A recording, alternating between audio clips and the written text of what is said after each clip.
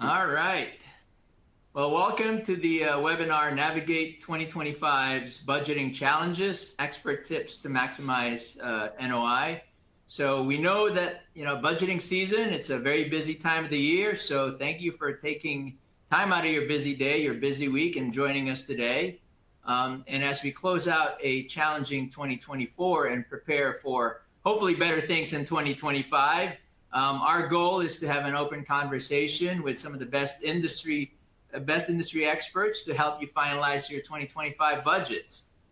Couple of housekeeping notes here. So your engagement and involvement is very important to us. So before we dive into the presentation, I wanted to let you know that if you are sending out questions during the webinar, please do so via the question box. Our team will be curating those questions, and we will be sharing those at the end of the webinar during the official Q&A session. There's also a separate chat box for ongoing conversation during the webinar. So we will be monitoring those, and that'll help also guide the conversations that we're having. And then lastly, we will also have polling questions throughout the webinar. We certainly want to get your thoughts and how you guys are thinking through this. So we look forward to your real-time feedback.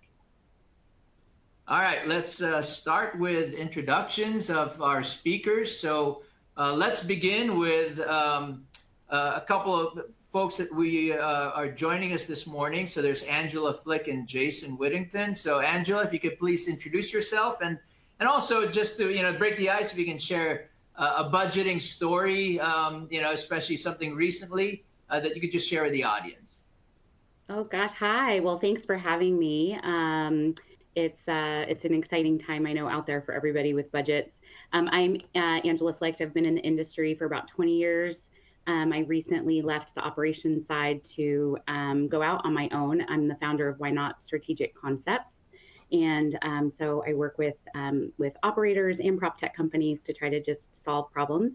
And budgeting is one of the things that I'm super passionate about to help people understand like where there's opportunities. And I was thinking about this question, and there's so much, as you guys know, that goes into budgeting.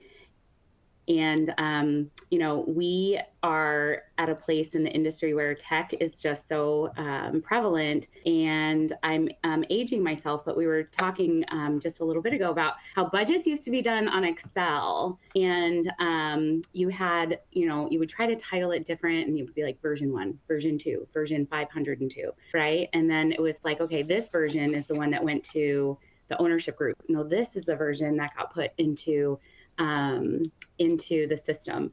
And well, who changed that cell? And it's baffling that we ever survived Excel budgeting. And how lucky are we as an industry to have so much great tech now to help us through that? Yeah, that's awesome, Angela. I think many of us, or most of us, have been through those, and we certainly remember the times when you talk to finance, you're like, wait a minute, that's not the number I gave you. And then you're like, okay, which version do they have? So yeah, thank you for sharing that. And yes, certainly tech has been helping us and certainly makes things a little bit easier, especially in making sure that the latest numbers, the right updates are being forwarded to the right folks. So Jason, how about a quick introduction? Hey, everybody. I'm Jason Whittington. I'm the CTO at Real Estate Business Analytics, or REBA for short. I spent about the first 25 years almost in the industry, on site and in various operational roles before changing over here to the prop tech vendor side. I've been here at REBA for about 2 years. The budgeting story that comes to mind for me is actually a personal budgeting story. I have 2 teenage boys, and we've used one of the apps that lets you pay your kids allowance, and it forces them to put some of the money in spending, some of the money in saving, and some of the money in giving. And so that's worked really well for us. My oldest is a high school senior and has his first girlfriend this year. And It seems like the budget has gone out the window because he is always broke. The plus side for me is that he is always asking me for chores that he can do to make more money. So I don't have to mow the yard anymore. I don't have to wash the cars. But it's interesting to see kind of a real life application of somebody learning what it feels like to have a budget, and more importantly, what it feels like when you don't follow that budget. So I know we've all learned some of the same lessons in the industry, and it's kind of interesting to see it happening in real life right in front of me. Yeah, absolutely. And a great story. And I certainly can relate to that. Quick introduction. I'm Warren Bobbis. I'm the Executive Vice President of Operations for SmartRent. Been with SmartRent now for almost 2 years. Certainly been exciting time here in the prop tech industry for us. And yeah, similarly to Jason, I've got 2 kids. My youngest now is just started as a freshman in college. I've got 2 kids in college. And yes, so budgeting, certainly is even more important. And, we've certainly told our kids that, hey, if you need that extra money and you're going to bust your budget, hey, go find a job. And, thankfully, our son has done that the last couple of years. He got a good internship that's been, paying him some pretty good money, but more importantly, even better experience while he's in college. So we'll do the same thing with our daughter. All right. Thank you for the introductions there. As we know, budgeting is never easy. And, certainly what we don't want to do is, simply copy and paste what we did from previous years. And if we're doing that, that's certainly a problem because certainly challenges are different year after year. And in our industry, multifamily unit expenses have risen significantly. The latest numbers from early 2024 is an average of $8,950 per unit. So that's a 7.1% increase year over year.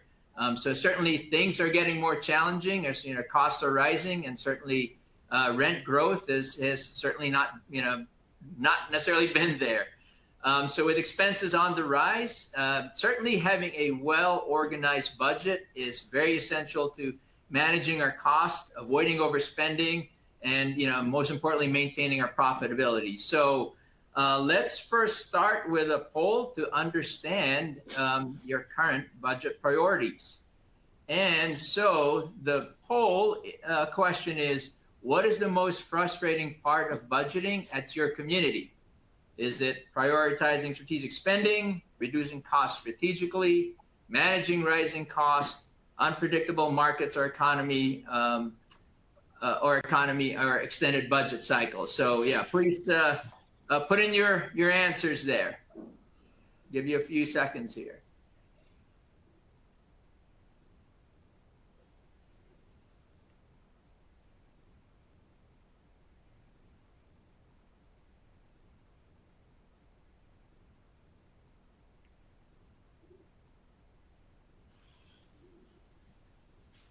All right, give it a couple more seconds. Let's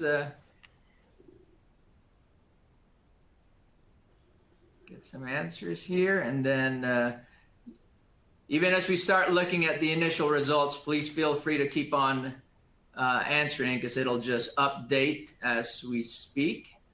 So far, looks like the winner here is managing rising costs. Probably no surprise, right? In the environment that we're in. And then the next one is prioritizing strategic spending. And then the next two are reducing costs strategically and unpredictable markets or economy. Certainly with the uncertainties that we're facing with the inflation, and a lot of us have experienced this rising cost. Not surprising that this is what is top of mind for many of us. Jason, Angela, what are your thoughts? I was looking at, the options, and I noticed if you categorize them, there's 3 that are uncontrollable, right? They're kind of out of our control. And there's 2 that are in our control. And those 2 are the prioritized strategic spending and the reducing cost strategically. So it's interesting to me that those two were there's kind of such a large spread between those two, because those are the two that we can control. And so if we spend more time thinking about those two items, to me, that will contribute a lot to what we're where we have opportunity. Yeah, that's great insight. Jason, your thoughts? Yeah, I'm a little bit surprised that nobody picked the extended budget cycle, especially being in September at this time of year, which probably underscores how significant the impact is of the rising costs and the uncertainty in the market, and these other things. So I think that's the first thing. I was surprised at first that nobody voted for that one, and then it kind of makes sense, and it really underscores how significant of a challenge that is to figure out how to manage costs that are rising at a multiple as compared to your revenue in a lot of cases. Yeah, absolutely. All right, let's go on to the next topic here. So, certainly a lot of challenges in the industry, but what do you think is the biggest challenge multifamily is facing in terms of budgeting? And then, I guess a little bit more granularly, is there a difference between, the property side versus the portfolio perspective? Angela, let's start with you. Yeah, so I think, when we look at the differences, the biggest challenge when you put property versus portfolio is to have to budget by the entity. And so each entity is its own little mini company. And so you have to look at that budget independently. And so, but portfolio wide, you're looking at getting some feedback. Portfolio wide, you're looking at corporate overhead. What can you bill back? What can you not bill back? Is it third party versus owner managed? There's so many variables that make it really challenging. And I think that when we look at, if we look at the property budget, obviously the rent adjustments is what is going to create the biggest challenge. And then as far as understanding what we have to spend at a property, and then the corporate overhead is going to be the corporate budget is going to be the corporate overhead, because that's what they can't bill that back to the properties. And so the way that we're spending on our org chart, I think, is, in my opinion, one of the biggest opportunities we have in the industry is to relook at structure. Yeah. Yep. So that managing the base costs, right? The ongoing, fixed costs that you have. So Jason, what are your clients struggling with the most, and what do you think is the biggest unrealized budget drain? Yeah. So we do have a budget and forecasting app. So we have a lot of customers who we are kind of shoulder to shoulder with during this budget season. So a couple of areas that really I think have been highlighted for us this year. First is the economic landscape, which we talked about a little bit already through the survey. But it seems like the economic uncertainty is impacting budgeting a couple different ways. One, it's clearly tightening the numbers and forcing people to get creative with how they can save on expenses if they don't have the revenue to support the inflationary spending that they're seeing, or inflationary increases. And secondly, we're seeing that it's starting to impact or lengthen the budget cycle. So our guess is that maybe there are a few more conversations between site level folks and regionals and asset managers, because I think there are a lot more trade-offs happening this year and hard choices than we usually see.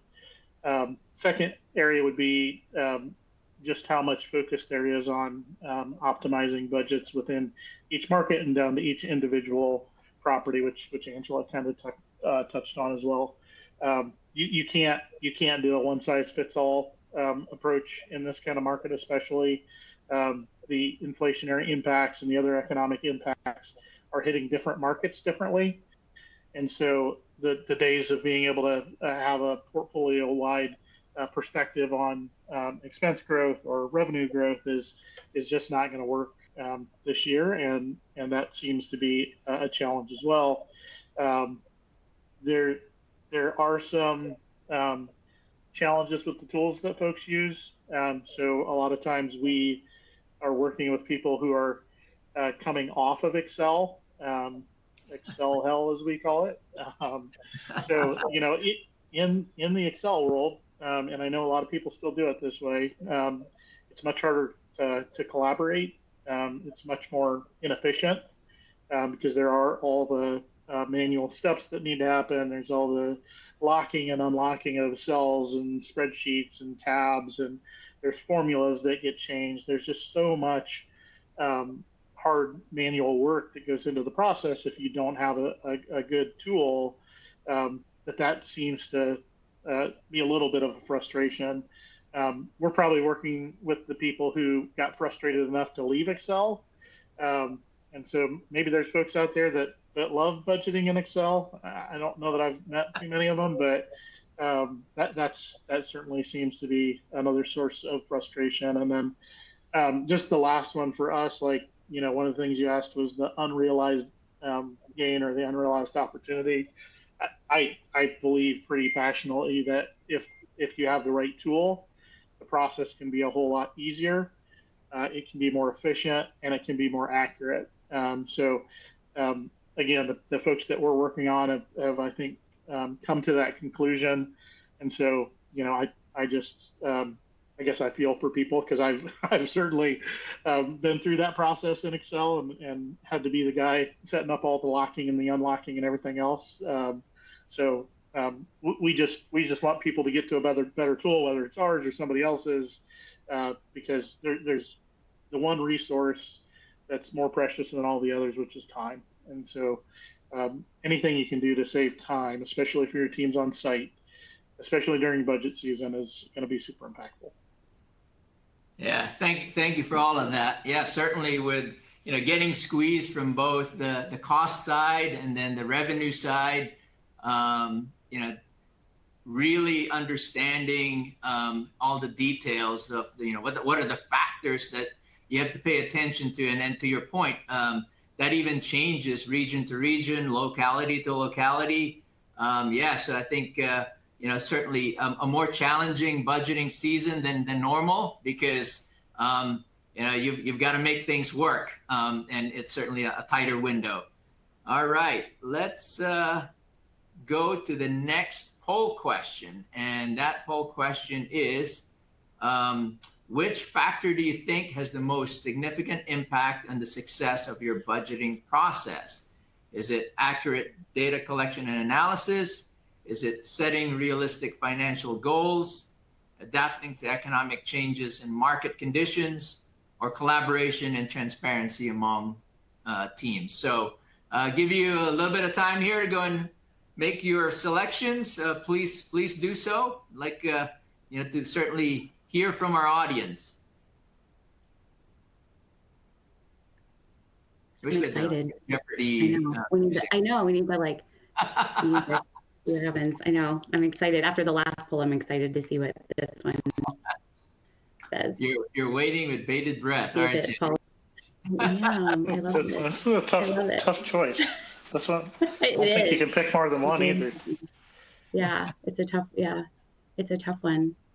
I'm one of those that I'm like, well, could I add a word to this one, or can I? Yeah, it's possible to pick two, or can I overlap? All right, let's start looking at the poll results, and the winner is accurate data collection and analysis, 38.5%, followed by adapting to economic changes in market conditions, and then collaboration and transparency among teams. So again, looks like it follows on with what our two experts have talked about, right? One is, hey, we've got to understand, what are the factors out there? So what's the data telling us, and not just the numbers, but really analyzing what those numbers really are, what's the true story there, right? So we can then factor that into our budget. And then, again, top of mind with the economic change in market conditions, certainly, the challenges are front of mind of a lot of folks. So, Angela, Jason, let's change the order here. Jason, your thoughts, your feedback. Yeah, to me, I mean, I'm a prop tech guy, so to me, it makes me think of the process or the tool that you have in place. The first and the last are things that can be easily impacted by a good system or a good tool or a good process, and hopefully that gives you more time to invest in the goal setting and more time into creatively thinking about how do you adapt to the economic changes and how do you stretch more out of a budget if you don't have the revenues to support the expense growth. So, and that's what led me to what I'm doing today is a passion for making the process better so that we can spend less time collecting and collating data and more time doing what property management folks are best at, which is coming up with the solutions. Yeah, I love that. Less time on the grunt work, right? And let the tools do that. And more time on really in the creative thinking because, especially in a challenging time like this, that's what's needed. Angela, your thoughts? Yeah, I couldn't agree more that that there's the need to make sure that we're looking at what our tools can put out, investing in those tools. So we have to budget for the tools. With that as being, kind of a must-have in today's world, I think I was really glad to see that accurate data collection and analysis came out. The word that I wanted to add to that when we were talking a couple minutes ago was data collection and analysis, and almost like a trend. Like understanding, yes. Like, okay, like we look at that data, what is that data telling us and what's the trend? And if we were to forecast out what that trend is, whether it's, immigration into the city, or whether it's, why people are moving out, or whether it's, more Gen Zers being renters or millennials being renters than Gen X was, or things like that, and actually creating a story with the data to help us be able to build a budget that fits supporting the growth for the next few years, not just worrying about that 1 year. I've heard people, I heard someone recently say, gosh, like if you only budget for that year and you only anticipate what's going to happen that year, it's like you build a house over the course of 12 months and then you bulldoze it down and then you have to start all over. And then you build a house and then you bulldoze it down. And then that's why we have the extended budget seasons, and that we're just constantly going in this cycle. And it's like, okay, like let's step back one, and in the collaboration and transparency idea, are we doing strategic planning? Are we doing business planning? Are we doing the steps that we need to take before budgets that get us to a good budget? Yeah. Hey, that's excellent point there. Snapshot versus trending, especially looking out at a longer time horizon, right? Yes. At least in the 3 year, if not 3 to 5 year horizon, not just, hey, how do we get through next year? Certainly that's very important. But yeah, I love that because, trying to really understand the trend, what the trends are telling you, and looking for the root causes, and also the narratives is going to at least color the decisions that you're making in the budgets, right? Sometimes, what seemed like a logical priority, if you're looking at it from a snapshot standpoint, may not actually be the right decision if you're looking at it from a longer time horizon. So yeah, fantastic. 100%. Yeah, that's awesome. 100%. Yeah. All right, let's move on to the next topic here. So, when we're budgeting, our biggest tip for budgeting success, it's simple. It's, setting clear and realistic financial goals. So that may seem very straightforward, but in a year, especially, like this, where forecasting can be hard, being realistic about what we can achieve is certainly imperative. So, let's start with Angela. How do you overcome the tendency to dream big with goals and budgets? Well, I am obsessed with innovation, so I have to sometimes temper myself. I'll admit, I'll raise my hand and say sometimes, I have big dreams, but I do think that it's important to remember that realistic doesn't always mean same old way we've always done it, right? So I think realistic means how do we balance? So finding the balance in needing to change and innovate and, move in a direction that matches where our consumers are going and our renters are going and our tech is going. And are we budgeting too much to stay the same old way? So are we limiting ourselves because we think that change automatically means dreaming too big? And so I think it's a mindset shift. Honestly, it's not, that's something that where we have to, everybody who's involved in a budget has to take a look at themselves in the mirror and say like, okay, am I boycotting this, or am I being the bottleneck to this change happening and using the excuse that we don't have the budget? Because I think there's a way, if you go back to the last, right, like the collaboration and the transparency and the idea sharing, and that there's a way. Yeah, that's a fantastic perspective, right? It's the, balancing of things are going well, there's status quo, but, recognizing that, hey, change is inevitable. It's the only constant out there, right? And so how do you make sure that you're preparing for that and, certainly resourcing for those? So yeah, great points. Jason, your thoughts? Yeah, I'd actually take a little bit of the other side of this, is that when it comes to, and maybe it's specifically with revenue growth and expense control, I don't know that the industry does have the tendency to dream too big when it comes to the operational folks. I think what happens a lot of times is that the operational folks get given a target, and then the operational folks have to figure out how to make that. It doesn't necessarily matter whether it's realistic or not. If that's the target, you got to figure out a way to make it happen. And that's, I think, a lot of times what leads to what we might call dreaming big, is like, can you really cut your expenses that far? Can you really hit that revenue target? And it goes back to the collaboration. And I think what we're seeing this year, at least with our customers, is there's more collaboration and conversation about what it actually takes to make those things happen. We take a driver-based approach as opposed to an outcome-based approach. So we don't start with the answer. We start with the drivers that will get you to the answer. So maybe there's a target that you come in with, but if you look at the things that drive performance to get to that target, you can have a better conversation about whether that's really realistic or not. Sometimes that leads to adjusting the target. Sometimes that means, the creativity that we've talked about, that the operators have to come up and figure out how to get it done anyway.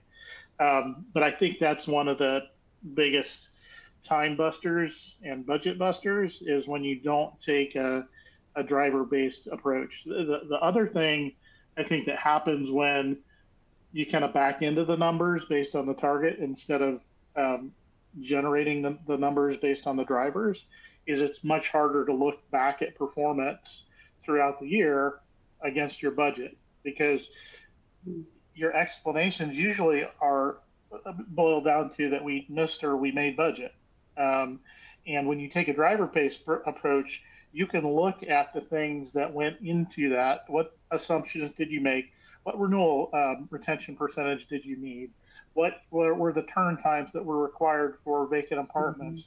Like, if you look at all those things, you can look at those individual metrics and say, okay, it's actually the turn time that killed us, because it increased our vacancy, and on and on down the road. So I think it's really not so much that we dream too big, but that not everybody has the tools in place to have the right conversations to get us to a realistic budget in the first place. So that's I think that's something that we're seeing, is that at least in our opinion, the tendency isn't so much that we dream too big, it's that we don't collaborate enough on the target. Mm-hmm. The communication, right? Yeah, I love that, the communication piece too. Yeah, right? and sometimes the best answers don't happen in your own just little silo, right? You have to go outside, talk to other folks, maybe observe outside of your box and see, to your point, Jason, like what are the drivers that are creating some of the cost challenges I'm having, and then maybe I need to have a conversation with other folks. Because they can help me to go and get there with the challenging target that we have, right? And so, getting out of your comfort zone, getting out of what you know best, and collaborating with others, can get you there. But I like that. It's really a combination of understanding kind of what the targets are, but then getting there with a driver-based approach that helps you understand. And as you do the checks and balances throughout the year, you get to see what are the things that are working or what are the things that are not, and specifically which drivers are really helping or hurting the budget that you have. Mm-hmm. So and the communication and collaboration in challenging mm-hmm. times is even more important. Like, why should every site have to figure out its own playbook? Like, if you've mm-hmm. if you're managing multiple properties and everybody's got to be a little bit creative, borrow those creative ideas from your sister properties. Right. You don't have to solve it all yourself. The more that you can collaborate and communicate, the better you can extend the impact or multiply the impact of those pretty creative ideas. Mm-hmm. All right, fantastic. Let's move on to the next topic here, and it's something that we all love, which is priority. Let's talk about prioritization, right? So, if you ask individual departments, everybody says, "Hey, look, my priorities are number one." It's just natural. It's human nature. We all feel that way. We've all been through this. But at some point, at some level, somebody's going to make those decisions. And what's the real prioritization? So how do you determine budget allocation? Jason, let's start with you. Yeah, so and I'm going to take kind of the corporate side of this. I'm not sure who all we have in the audience here today, but maybe we've got a couple of corporate folks, which has been the more recent roles that I've been in. One thing that was really successful for us at my last company was when we took a step back. We spent almost a year doing it, but we created a 5-year strategic roadmap for the organization. We involved people from every part of the company, from every area of the business, and got executive sign off when we were done. So we ended up, I think, with 5 different kind of key focus areas and then initiatives within each of those areas that supported that. I think sometimes the budget allocation is a little bit more political than it should be. The person who has the right audience with the right person sometimes gets the budget allocation, as opposed to really thinking what are the strategic objectives of the organization. And so regardless of how you get to that, whether you take a lot of time and put together a 5-year plan, or whether you just have collaborative meetings to decide those things on a year-by-year basis for your company, there's so much value in getting alignment, and it solves so many problems when people understand these are the 5 big things for our company over the next 5 years. So all the technology we look at, all the operational improvements that we want to make, all the customer and employee experience initiatives that we want to look at, all of them should support those big picture strategic goals. If you have something like that in place, or a process like that in place, it makes the prioritization and the allocation a whole lot easier. Without that, I've definitely seen all the things that you're talking about, right, Ryan? But to me, like the best thing you can do is start with a strategic objective, and then everything you should do should support that strategic objective or that set of objectives. Yeah, I love that. I've been a big believer in that. I've, certainly that's something I always advocate, is the clarity of, what's your North Star? Both from an annual basis or even better, and even longer term, 3 to 5 year horizon, because then that's what makes the right decisions and the right prioritization, right? If you have that clarity, then it makes things a little bit easier when you say this or that, and does that make that better? Yes. Okay, then let's keep that. If not, okay, let's look at something else. Yeah, and I think it's good. It's good for a lot of times I think the site teams feel like, what is this next thing that the corporate folks are doing to us? And so, like, that to me is the other really important part of it. Is if you have a strategic plan from the top of the organization, then the things that we're doing, the things that are going to impact our site team members, which is the biggest thing we've got to keep our eye on. The site team should understand why we're doing them. So it doesn't seem like some random piece of technology or some random initiative that, somebody at corporate wants to push through. It fits into the overall plan. So it just makes it so much easier for everybody to understand why we're doing what we're doing. And if we don't start with the why, man, it just can cause so many problems. Yep. Yeah. Angela, your perspective, especially on the property side?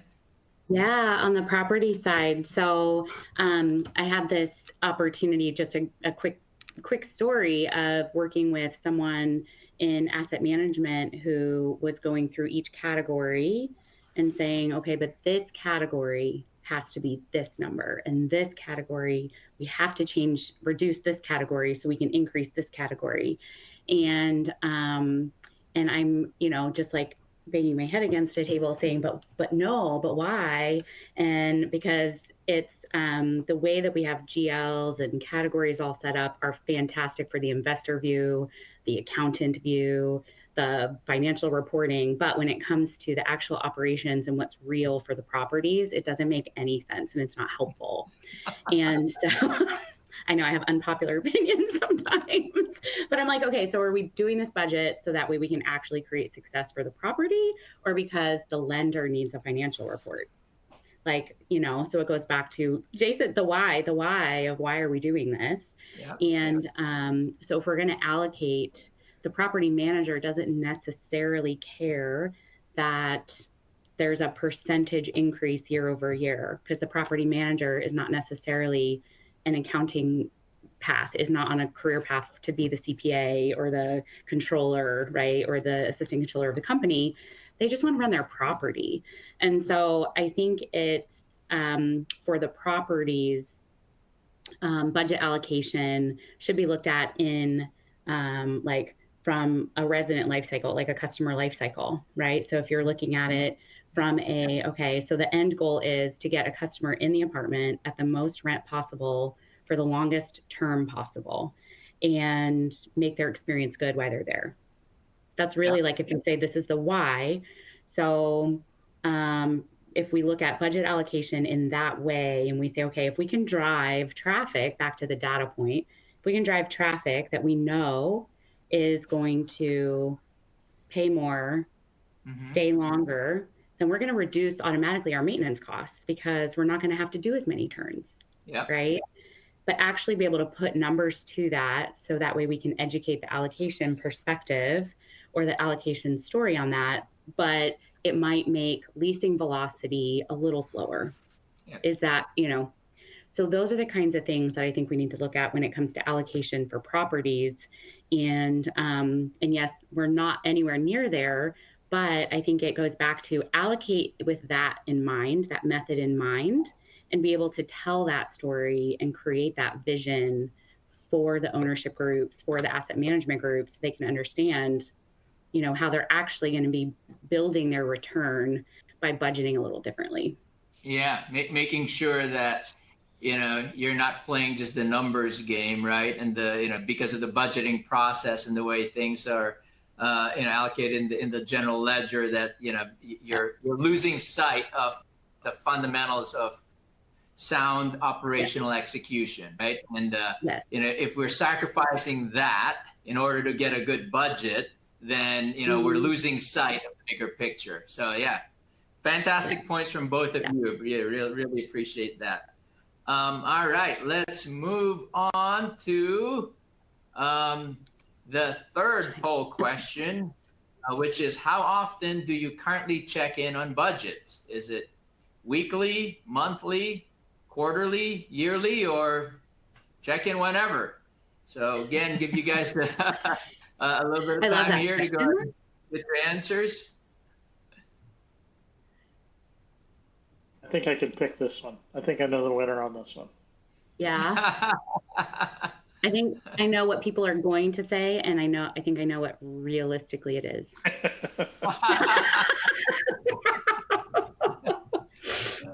It also, can depend on like just the company culture, right? And the processes of, the reviews that you have to go through. So yeah, it's certainly going to be interesting here.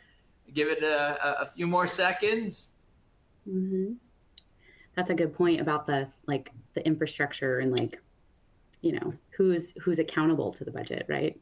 Right. It could depend. And how much effort it takes to put together the variance analysis. Yes, that's true. All right. Monthly is the big winner, 54.5%. Weekly, 27.3%. And then yearly and check-in whenever. Quarterly, didn't really get anything here. So none. Yeah. I'm not surprised personally, for us and in many places I've been in different industries, certainly monthly reviews are just a fact of life. You not only look back, but you're also looking forward, forecasting how the upcoming month's going to be. And honestly, also, could be up to the next 3 months. But I think it's just a good exercise so that you can look at, hey, what happened, what went well, what can be improved. Are there explainable reasons for either missing the budget or wildly exceeding it, and then certainly guiding the finance folks as to what the future looks like. Jason, your thoughts on this? Yeah, a lot of this, I think Angela hit part of it, is that, it depends on and maybe you talked about a little bit too, Aaron, is the company culture. The other thing that I always go back to is how much of this is driven by the tools and systems that you have in place. Like, is it only monthly because it takes so much effort to produce your financial reports and the accompanying variance reporting that goes with it? Would it be more often if it was easier? Yeah. So I think there's a lot of variation here that depends on a lot of different variables for each company in each situation. A great point, right? Like, sometimes if you do have the right tools and you can have real time, data, then is that going to make you more likely to check it more often than just monthly? So, Angela, your thoughts? Yeah, I couldn't agree more about, the tools making or breaking our ability to look at it in different time parameters. I think that the why, if we think about the property perspective again, I think the why for things, it will, sorry, I lost my train of thought there. The why on what they're expected to do on site will become more clear if it's related to the budget. So I think about leasing goals or turning unit turn goals or landscaping goal, things like that, where it's like, okay, you say you want me to get my leasing team to get 10 more leases by end of day Friday, right? And you're going to incentivize me and you're going to make a big deal about this, but why, right? And so if you say like, we're going to hit budget for XYZ, and this is how and what rent we're looking to get because it will fuel these things. I think people want to know what they're contributing towards. Yep. And not just, it's that build a house, bulldoze it down. I'm going to get 10 leases and the next week you're going to make me do it all over again. But I need the bigger picture, So I think weekly is important when it comes to the property perspective of why we're given those weekly tasks. Yeah, absolutely. The more that you can correlate the dollar numbers to the actual operational activities or the expenses, the better, that you're going to be more successful. All right, awesome. Let's go to the next one real quick here. Hey, we just talked about like reviewing budgets. So what's the best way to create a successful budget? So it's kind of a year-long activity where you're constantly doing this. Jason, your thoughts? How do you tackle that? Yeah, I've been saying this for a couple of years now, but I really believe in a future without a budget season. No more budget boot camps or budget survival kits. And realistically, I know we can't eliminate all of those things. But I do think that we can have a much more efficient process. I think we can create better budgets. I think we can monitor and analyze and reforecast better each and every month. Yeah. And I think with the right system or tool in place, that you're really building next year's budget month by month as you go. Mm-hmm. You should be looking at your drivers every month. You should be looking at your performance actuals against budget every month. And if you're doing that, then I really think that the budget season becomes less and less of a thing. And really it becomes more and more just ingrained in what we do operationally. And it's not just, budget tools that allow that. It's, things that are built into the PMS. It's things that are built into accounts payable systems that can check against budget as you go. So it's not just about the monthly analysis and the tools that are available to do that. It's also the things that can impact the day-to-day that really, those things that we do day-to-day have the biggest impact on the budget over time. So it's not just the thing you do once a month. It's really the little things that you do every day that get you to that spot. Yeah, I love that. That's, you're not just, working on your budget for this year, but you're working on next year's budget. If you have the right tools and the right analysis, that's fantastic. Angela, your thoughts on this? Yeah, there's nothing worse than on the, strategic innovation, tech, marketing side than knowing, gosh, I have this really great program that if we can get it rolled out, it could actually save us some payroll, it could save us some time, it could save us money long term, and then having to wait because it's not budgeted in it, right? Yeah. Like that's the worst. So I think, having it be, having the opportunity to look at budgets, to look at it as a guide. I know that can be dangerous, but being given some of that autonomy and flexibility to say like, we can adjust as we go along if it's going to drive us to that 3 to 5 year strategic goal, whether it's a property or a corporate department. And then I think just one thing that I would encourage all departments, again, whether you're property or corporate, is contract management. I think that will another huge thing that impacts the ability to budget properly is our contracts that get signed with crazy terms, auto renewals, things that you forget you even signed up for.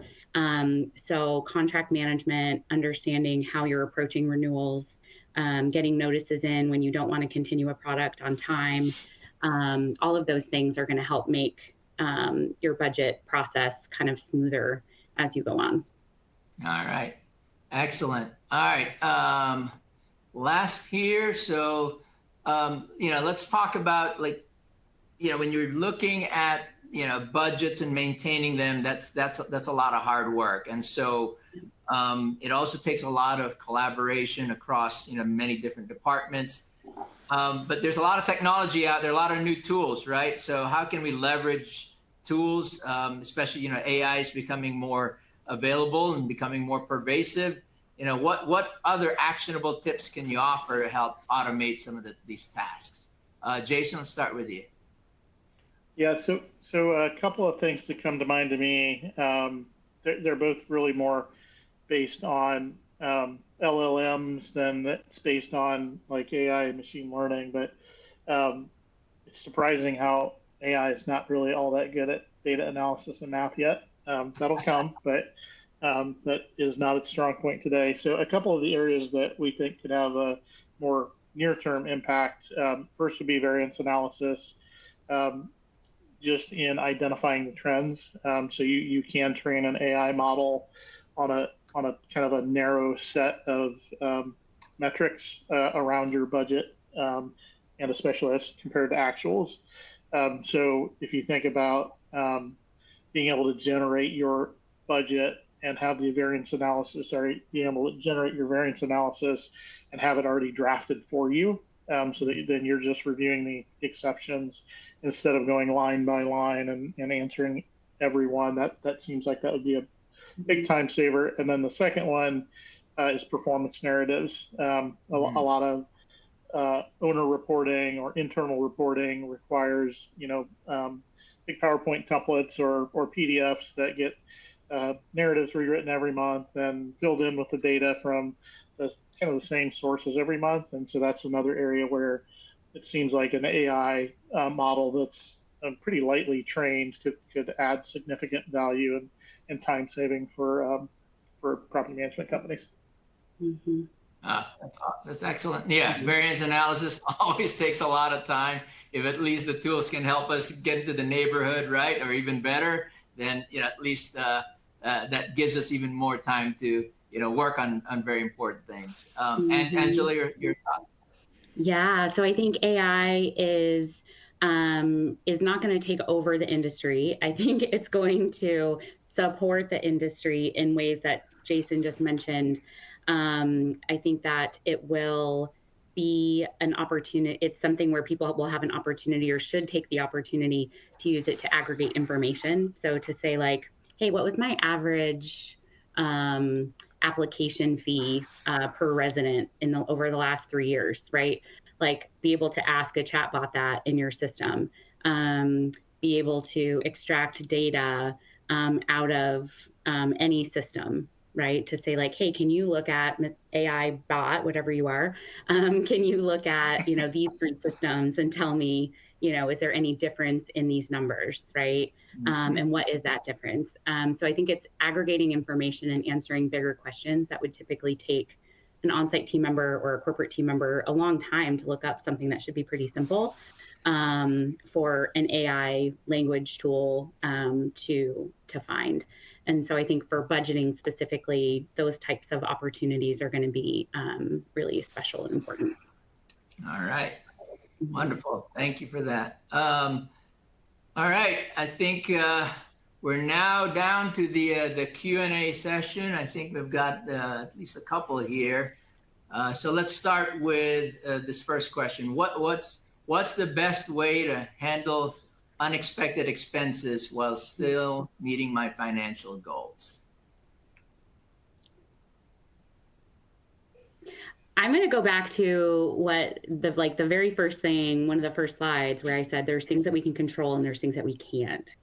So I think first of all, if you are really focused on the things you can control, you're going to be so prepared for those unexpected moments and those unexpected expenses, way more prepared than you think that you'll be to be able to handle that. We know in our industry that's what happens. Things are unexpected, things pop up, things change. But if you focus on what you can control, you're going to have a good grasp on that. Yeah, I would maybe add to that, and you talked about this a little bit already, Angela, is I think, and there's another question about how do you make budgets more flexible. And to me, I think one way to impact both those questions is by focusing less on the individual line item detail in a budget, because I know that's a lot of times what variance analysis boils down to is you're looking at line by line, what's my actuals versus my budget line by line. But if you really start to pull that up a level to look at it by section or by category, or just by your bottom number, like if you're still meeting your NOI number, like does it matter as much if there's variation in the individual categories? Like that's the reality of what we've all had to do for many years is you got to borrow somewhere to pay the bill that's due somewhere else. And so I don't know how much more you can actually build into the budget itself to give you flexibility. It's really about having a culture of focusing on the biggest picture result, which is usually NOI or cash flow maybe, and making sure that the decisions you're making are supporting that. So don't get hung up on my landscaping is 5% over. As long as you got a 5% saving somewhere else or an equivalent saving somewhere else, I think we spend too much time worrying about those individual line items instead of the bigger picture. Yeah. Mm-hmm. Yeah, I can't agree more. There's the big picture. There's a lot of levers to pull. As long as you're getting to the final result, there's just, as Angela had said, there's just things that you can control and then things you can't. And then with the things that you can't, you can figure out, and the things that you can, what can you then adjust, right, to go and make the overall result. All right. Next question. How can the flexible, is that up there? Is that showing? How can I make more budget more flexible? Any suggestion for stepping in on a property with no budget and has never had one? I'm guessing it's a lease up. If that is, I'm going to go out on a limb and say it's a development. It's a lease up, and you're preparing a budget. The first thing I would do in that situation is, I think maybe Jason, you were talking about this a little bit about how it's like the properties and the management companies are given goals that sometimes are realistic and sometimes aren't. But you always want to go back, if that's the case, and look at the pro forma from the developer or from the investment group or the asset manager. Go look at the pro forma. Make sure, even if you're a property manager and you're like, where's the pro forma? What's the pro forma? Ask for the pro forma, because that will show you what the developer had in mind when they got approval for the lender to give them money to build that building. And so that is what the asset manager will be given to say, I need you to try to hit this number. And there's nothing worse than 6 months into a lease up and somebody showing up at your site and saying you're not hitting pro forma, and you going, what's the pro forma, right? So I would say start with the pro forma. Excellent guidance there. Jason, anything else to add? No, I mean, if you work for a company that's big enough to have other similar properties to compare to, obviously that's always a good starting point. The industry is actually really friendly and collaborative as well. So there's good forums out there. So like if you're in a particular market and you want to know what a starting budget should look like, I wouldn't hesitate to ask. I mean, you may not always get a yes, but I've been amazed at how many times my quote unquote competitors have been willing to kind of lend a hand. At the end of the day, I think, we all care almost as much about the industry as we do about our own company's success. So I'd say don't hesitate to ask for help, whether it's within the company or without.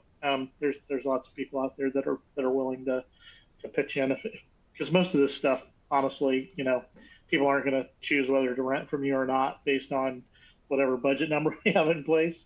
It's going to be based on the property itself and the customer experience that we provide. So I think that's the reason why people aren't quite so protective in this industry. But I'd say don't hesitate to take advantage of that. All right. I think that's all the questions we had. And I thank again our experts for providing their insights, their expertise, and sharing it with our audience. I hope this has been valuable to all of you. Certainly, I've enjoyed being part of this panel here, and hopefully we can do this again some other time. Thank you all, and have a great rest of your week. Thanks, everybody. Thanks for having us, SmartRent. Yeah, thanks for having me. Have a great day. Thank you. Bye.